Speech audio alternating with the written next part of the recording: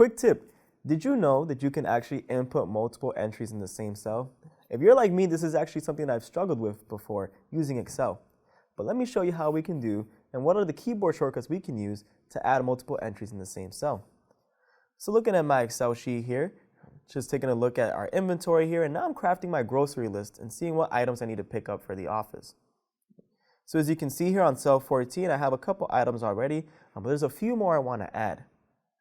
Now normally if we click enter, it'll bring us down to our next cell, but I want to put the list all in cell 14.